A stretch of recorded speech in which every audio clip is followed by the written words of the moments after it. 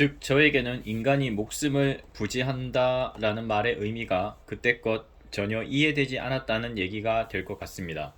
제가 가진 행복이라는 개념과 이 세상 사람들의 행복이라는 개념이 전혀 다를지도 모른다는 불안.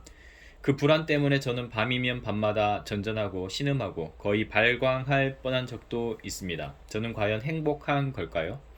저는 어릴 때부터 참 행운아라는 말을 정말이지 자주 들어왔습니다. 하지만 저 자신은 언제나 지옥 가운데서 사는 느낌이었고, 오히려 저더러 행복하다고 하는 사람들 쪽이 저와 비교도 되지 않을 만큼 훨씬 더 안락해 보였습니다. 나한테는 재난 덩어리가 10개 있는데 그중 한 개라도 이웃 사람이 짊어지게 되면 그것만으로도 그 사람에게는 충분히 치명타가 되지 않을까 하고 생각한 적도 있습니다. 즉, 알 수가 없었습니다. 이웃 사람들의 괴로움의 성질과 정도라는 것이 전혀 짐작이 가지 않았던 것입니다. 실용적인 괴로움, 그저 밥만 먹을 수 있으면 그것으로 해결되는 괴로움. 그러나 그 괴로움이야말로 제일 지독한 고통이며 제가 지니고 있는 10개의 재난 따위는 상대도 안 될 만큼 처참한 아비지옥일지도 모릅니다. 잘 모르겠습니다. 그러나 그런 것 치고는 자살도 하지 않고 미치지도 않고 정치를 논하며 절망도 하지 않고 좌절하지도 않고 살기 위한 투쟁을 잘도 계속하고 있다. 그렇다면 괴롭지 않은 게 아닐까?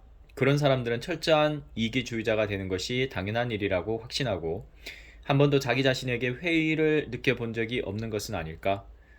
그러면 편하겠지.